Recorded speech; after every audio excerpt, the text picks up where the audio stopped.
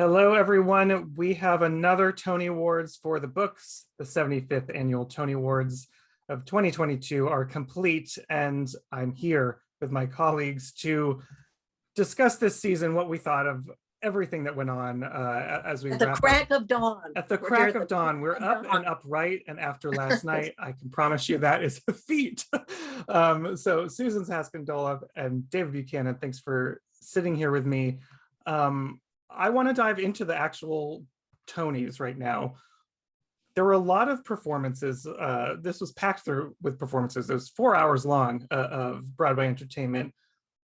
What was your favorite performance of the night? Susan, what stood out to you? Well, I'll tell you something. There were two.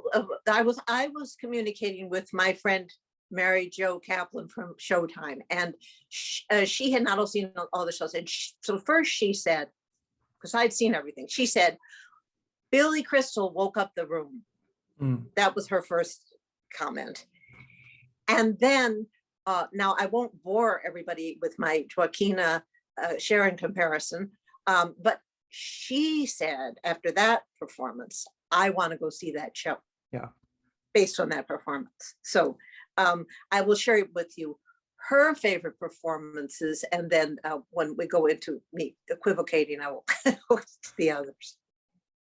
Well, when Joaquina is probably my favorite. Joaquina, I had the honor of sitting in Radio City last night watching the awards, and while I've seen Paradise Square on Broadway and it's incredible, she gets a standing ovation, but while she was standing on the lip of Radio City singing that, I just in the moment thought, I'm watching a classic Tony's moment be created live in front of me. This will be like Patty doing Gypsy at the Tonys. It will be like Cynthia Erivo, her former co-star. That was the one that stood out most to me. And I do have to, I will shout out to my partner was in the New York City Gay Men's Chorus, and it's pretty incredible to watch, the person you love perform at Radio City. So that's also a personal favorite of mine. Could I ask you something quickly, and not to cut you off, David? When did they know Angela wasn't going to be there? I don't think she was planned to be there for a while. I thought there might have been a video package from her. I think that was a plan that maybe fell through. But I think for health reasons, because everyone had to be, tested multiple times. And so I think for health reasons, flying her over here, because she's in the UK, I believe, it wasn't really viable for her, unfortunately, but it was nice to honor her nevertheless. Yeah. David's favorite moment. I don't know how well this translated to audiences that don't know the show at all, but I thought Girl from the North Country and Mare Winningham's performance was really spectacular. I think if you don't know what the character is in the show, maybe you don't quite understand, her interpretation of the song. But I thought it was really beautiful and made me want to go to that cast recording and listen to it again and again once the Tonys were over, which is exactly what I did.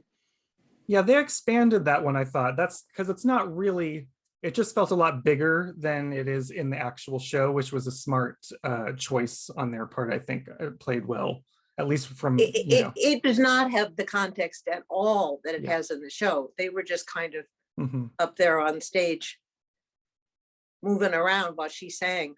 Was she wearing that hat in the show? Yeah, she was. Oh, she was? Okay, yeah, I don't know. I'm pretty sure. And I will also say Ariana I thought did an incredible job with the opening number. It was really interesting to be in the audience, because I think the coolest thing about being there is just the energy in the room, feeling like everyone is so excited. But in that first hour, when there are so many awards back to back, you can feel, because I think there were only, Derek Huff and Julianne Huff, and Darren Criss did their thing, and then the Gay Men's Chorus performed. But other than that, it was just award, and you could kind of feel people like, is this going to win? Am I going to win? What's going to win? And so when the main telecast started and Ariana came out, it was like all that dissipated, and she just kind of, the energy in the room really shifted and became very joyous and very alive. So I loved that moment. She's good. Yeah. She's good. Here's my first question. Why didn't Hugh Jackman shave? Did you notice that, David? I didn't notice that he didn't shave, but I think, you know what? This is an exhausting day for these performers, right? Yes, They wake up very early to do the rehearsal. They do a matinee. They have to go to the show and walk a red carpet in their tux and then change into their show costume and change and get back into their seat. You know, I think a lot of performers mask it very well, but Hugh Jackman, you know, is carrying that show with Sutton Foster, you know, 8 times a week, and it's hard, you know. So God bless them, because this is really hard stuff. Yeah, he has so much choreography in that show. So to tech in the morning and then do your full show and then have to get ready and race over and do that is all right. I'll forgive that. They did the curtain call. Yes. They did the curtain call. And of course, to repeat my previous objection, while some of the cast could do cartwheels, not one of the kids could even pretend to put the instrument to their lips. And I'm just, and my husband said, they don't look like they're playing. I said, that's right. So anyway, we go on. I did like that was another one they changed up a lot for Radio City, like Warren Carlyle. Yes. Oh no, expanded it, and it was totally different staging to take up that space, which was great. They took up the space. Yeah. Well, I want to briefly touch on if there's any disappointments with this season. Did anything not turn out how you wanted it? Was there a win that you thought should happen but didn't? What, Susan, you're shaking your head. Go. Well, I just want to say I set a personal Tony predictions record by not getting one performer right. That's the opposite of what you're going for, Susan. That's what I'm going for. Now, so the personal, I mean, I share with you all my most joyous moment was when Dana H won Deirdre O'Connell. That was because who thought, I'm sure she didn't, and that this New York actress who had done this magnificent performance was really such an up. Don't you all agree? Yeah. Well, we'll get a great speech. We're going to discuss favorite wins, but that's all right. Was my favorite win. I can guarantee you I was the loudest person in Radio City, which I had the whole audience looking over at me. And I was like, I've been banging this drum all season. That's right. It was I think, you know, she is so highly respected in this industry. And it's, you know, not only just about Broadway, it's everyone, you know, also works off Broadway. So it's about the whole thing. And years ago, I worked. We've never seen a performance like that. Yeah. You know, I was going to say years ago, I cast for the Women's Project, and she was the go-to actress. Mm-hmm. She was the most reliable person you could bring in and to make a wonderful performance. Right. Which is not to say, you know, that was a very strong lead actress category. They were all incredible, incredible performances. But you know, considering the type of work that Dee Dee does and where she likes to work most often, where she finds herself, she may very well never be at the Tonys again. So this could be, you know, a once in a lifetime moment. I was so happy for her. And you know what, too, I know we're getting a little sidetracked from where we wanted to go, but I'm wondering how close was that race? Because I don't know what it was like in Radio City, Sam, but when they cut to LaChanze, the audience at home, I mean, because the camera angle, as soon as they showed her, the audience went wild. I mean, it was like, I was like, oh, wow, you know, this is a really tight race between Deirdre, Mary Louise, and her.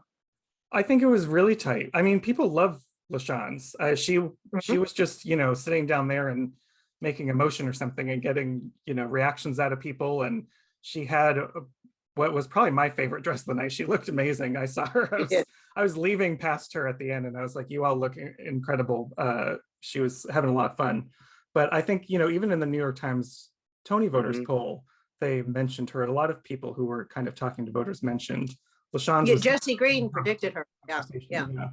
But maybe that's from what you talked about. You both talked about the fact that was early on in the season and people had seen other things since then. Even though, oh no, that's wrong, because Dana H was early on in the season. I think it's just, so I take that back. I think it's the fact that I have never seen a performance like Dana H, and probably never will again, because it is, when you listen to her talk about it and how it's also kind of isolating. You don't have co-stars, you're by yourself with this headset. Like it's not every actor is going to go for that, so we'll probably never see anything like it again. I'm really glad it was honored. Well, do we So want should we go back to disappointments? Sure, yeah, share us your disappointments. I took you off of disappointments. Well, of course, Jacqueline, the Strange Loop. Say his name for me. Jaquel. Yeah. Jaquel. I was disappointed that Jaquel didn't win. I was disappointed by several actresses in the Best Featured Actress Play category didn't win. But then the Best Actor Play, I got that, and that was great. And so I guess Jaquel, and I could see why what happened. And I've thought about it a great deal, why Jaquel didn't win. And the Michael Jackson impersonator, Miles Frost, as impressive as his Michael Jackson impersonation is, won instead. And to me, that is a statement on where Broadway's going. I said that before. Yeah. Well, I think Miles Frost, I think he knew he had a good shot with that type of role. And he really, this whole season, has gone after it and played, he's done everything he needed to do this season to put himself there. And I think, again, without across any awards race, whether it's Tonys, Oscars, Emmys, playing a real life person is an advantage. Often we've seen that was the key to Stephanie J. Block winning for Cher, Jessie Mueller winning for Carole King, just last year, Adrienne Warren for Tina Turner, because the audience can clearly see, oh, you really embodied the essence of this person. It's definitely an advantage, I think, especially with the dancing he has. So, well, it was the dancing, wasn't it, for him? Yeah, because he perfectly embodied that. Yeah, there you go. And that show did very, very well. Very, very well. Yeah. David, how about you? I have two. Yeah, I have two. Sam and I lament this every year, but they still have not figured out how to present Best Play. There was one year where they had the playwrights come out on stage and kind of describe the work, which I think was the best that they've ever done. This year, I appreciate that they gave the playwrights some screen time to kind of talk about the show, sort of, but the questions, describe your play in one word. These are playwrights, in some cases, 2-time Pulitzer Prize winning playwrights. You're going to have them distill it down in one word. That's, the opposite of what they should be doing. So I was disappointed that they couldn't figure out, because they had, all of them participated. So obviously, they could have done something different. And then also, How I Learned to Drive, going home empty-handed. I'm not disappointed with any of the winners or productions that beat it at all. I don't want to begrudge them at all, but a landmark production of a Pulitzer-winning work, Paula Vogel finally brings it to Broadway 25 years later, and with a little bit of a letdown in terms of fanfare at the ceremony. So I was disappointed to see that. Yeah, well, that was Paula Vogel. Oh, sorry. No, go ahead. Was Paula Vogel there? Because there was no shot of her. I don't know. I didn't personally. I'm not see sure. her. I didn't see her. Okay. But I have no idea. My disappointment kind of extends off of that. It just, to me, considering the incredible year for plays we had this season, I was really sad. I mean, there's only so many awards, right? But I was really sad that so many of them went empty-handed. The three of us have spent so much time talking about how competitive that revival of a play category was. And then to see How I Learned to Drive skunked, for Colored Girls skunked, it didn't even get one for Kenita. Trouble in Mind was exceptional. Even new plays like Clyde's I loved. So it was disappointing to see that kind of, everything was very congregated in the play. Now Skeleton Crew got rewarded, but did you see the first production? No, I didn't see it off Broadway. I'm embarrassed to say, Felicia Rashad was not in the first production. And I'm embarrassed to say I don't remember the wonderful actress's name. How I put that? She was more butch than Felicia Rashad. I mean, she was more convincing to me. But obviously people were voting on that. I was surprised. It occurred to me she might win because she's a well-known fixture in the theater, and also before that a well-known television star. And it occurred to me she might win. And then I said, oh no, they won't do that because there were so many other strong performances, but they did do that. I just knew it. I just knew. I mean, I floated that the last time we talked. It was like, you know, this is a strange choice, but I'm just going to put it out there. I don't know what it was. I think number one, I think Sam mentioned this last night when we were chatting, that it is kind of a lead role. Yes. In a featured category. Absolutely. I don't think it helps that Uzo and Kara probably had a lot of support. You know, if maybe one of them was nominated, maybe Uzo could have taken it, but I think a lot of people loved Kara's performance too. You know, I think all the kind of stars aligned for Felicia Rashad. And you know what too, the reviews of that performance were really extraordinary. I mean, if you read those reviews back from, you know, when it opened in January or February, I think, or December, I think it opened in December. The reviews she got were really extraordinary. Like go back and read those reviews and you'll see, you know, how she pulled this off. Yeah. And clearly the producers thought, because that's a lead role, as you just said, and that they positioned her in that category, thinking it would be less competitive. Of course, you and I, David, had our dear Rachel Dratch. We were all of this that we were hoping for, but again, that was a magnificent lead performance that won the featured category. Yeah, I think in a very, you know, a close field that might have tipped the scales. A lead role performed by the most well-known actress, arguably in the group with this crowd. I mean, because you could hear some people, comedy always has a difficult time with awards. You know, some people don't really consider that as, you know, lofty or whatever than dramatic work. So I think that hindered maybe Rachel Dratch and Julie White. Yes. One of them was there. No, that was a pipe dream. Yeah, but then, and then I think with Clyde's, Uzo maybe had the more scene chewy role, but then Kara Young also picked up a lot of support. She had a really great moment with her dad at the Tony's luncheon, if you heard about that. So I think they also had a great, you know, split of support there. And Kenita probably had, you know, a lot of people who didn't see her if they caught it in the final couple weeks there. So and even Dratch and Julie White, like, you know, even if one of those performances, if Dratch really stands out, so many people have worked with Julie White. You know, you can't tell me that there are people who adore her or are friends with her and said, oh, I'm going to vote for Julie White. You know, she's on my ballot. You know, so it was really Rashad and Kenita R. Miller were the only, you know, that had no co-stars, right? Or is there another one? You know, so that really helps. That really helps. Well, you got that correct. I was really happy to get both lead acting races for the play side correct and the sound design. I think that saved me because I missed score.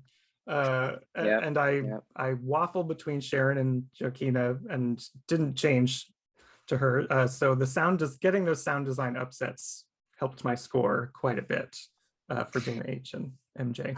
At the beginning, right at the beginning of the first hour, when 6 won best score, and I wrote to David and went, uh-oh, because I thought that would, and A Strange Loop, thank goodness it won Best Musical, but it didn't do that well in terms of other things. And I also didn't think its presentation was that good. Did they put in all the understudies? What was that? Well, no, but was there ever Strange Loop? Were there always more than 2 or 4 other actors on the stage with him at the beginning in the Usher theme? Yeah, they come in. There were.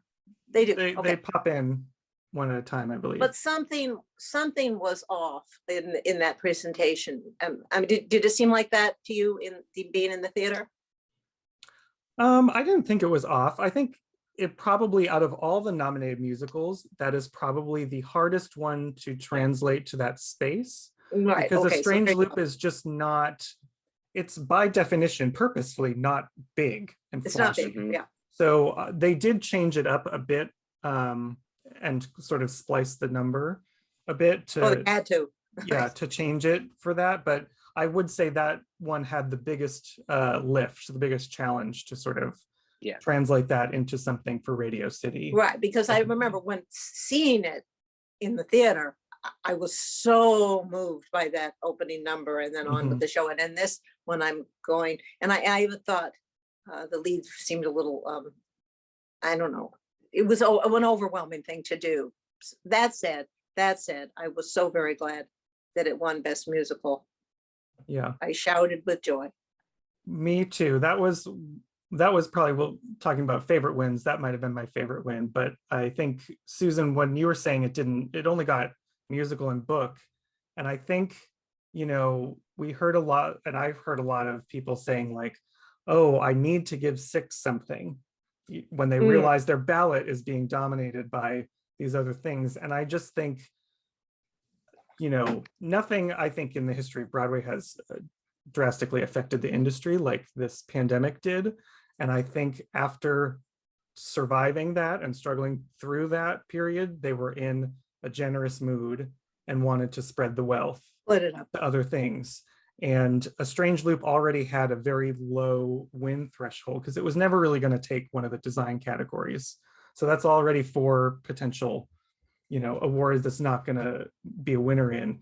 And then 2 things that probably really should have won were score and orchestrations, or well, maybe not should have. The winners were very worthy, but we predicted them to win.